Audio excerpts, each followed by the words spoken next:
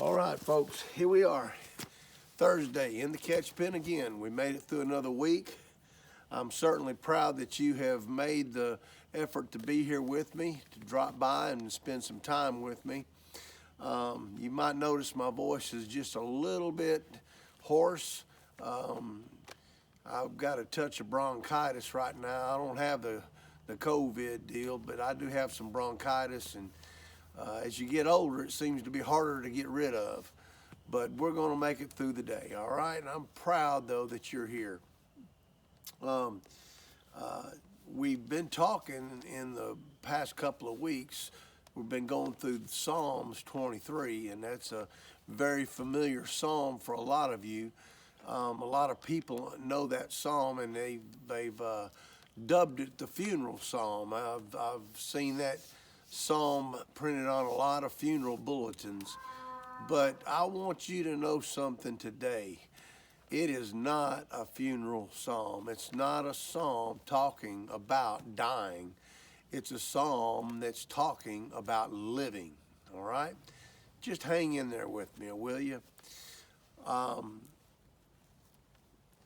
This week we're on the part of the psalm, Psalm 23, verse 4. It says, "Though I walk through the valley of the shadow of death, I shall fear no evil, because you are with me." That's important to know, guys.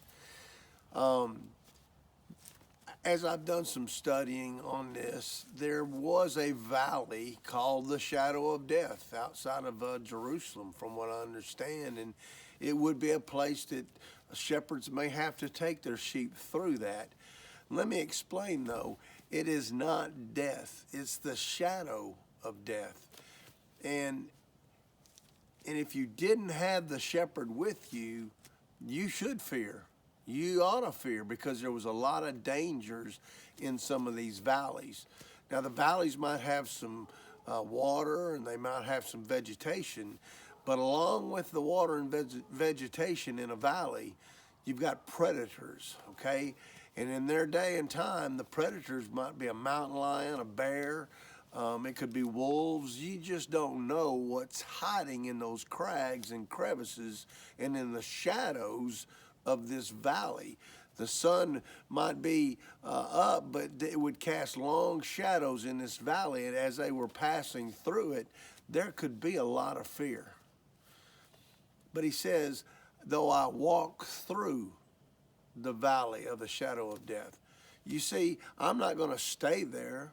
I'm not going to camp out there. I'm walking through this valley. I'm not going to let it get me. Okay? David says, oh, I walk through the valley of the shadow of death. And David knew about the shadow of death. He lived in the shadow of death. If it wasn't Saul trying to kill him earlier, now it's Absalom, his son, trying to kill him, fearing for his life. But he says, though I walk through this valley of the shadow of death, he says, I will fear no evil. I will fear no evil. Why? Ask yourself, why wouldn't David fear evil? It's very simple. He says, because you're with me. Because you're with me. God, the creator of the universe, is with me. There's nothing he cannot do. He's with me. He guards over me. It talks about the rod and the staff. That would be a club and a staff. He watches over me. He protects me as I go through this valley. I've talked on valleys before, probably last year sometime in a previous presentation here. But let me explain something to you, friend. I believe the only time we really ever grow as a Christian are in valleys. The valleys of life. Those are the times, are you listening now? Those are the times when we find out who God is and we find out who we are, what we really believe about God. And God leads us in those valleys. He leads us as a shepherd would lead his sheep. He leads us into these valleys of trials and tribulations sometimes in our lives. And we wonder why. I know I have. I mean, I'm 61 now, and I've gone through some valleys, and I've asked God why. Him coming out of the valley, I understand it was to grow me. It was to deepen my relationship with him. That's the reason for the valleys. And I hope, friend, if you find yourself in a valley now, don't give up. Don't quit. Don't throw your hands up. Ask God, what are you trying to teach me? Be honest with him. Say, this is uncomfortable, God. I really like to know. What do you need me to learn? I'm ready to learn. Okay? And I believe he'll reveal that to you. And as time goes through, you will look back at that valley and say, isn't my God great? Okay? My God is sufficient for all my needs. That's why we have valleys. But he says, though I go through the valley of the shadow of death, I will fear no evil.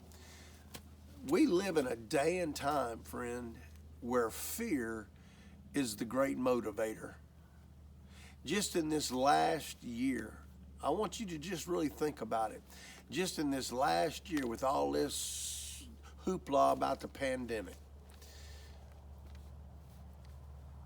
people are driven by fear. They make decisions based upon fear. Fear to go to the store, fear to shake hands, fear to go to church. We are being manipulated by people up in high places, and what they're using to manipulate you and me is fear. If they can get the majority of the people so fearful that they will do crazy things, then they've got us right where they want us. But I'm here to tell you, Christian, let them talk. Let them try to cause fear in the church. Let them try to cause fear with the Christians. We should rise up and we should say to those people, I will fear no evil because God is with me. That's right. They push fear.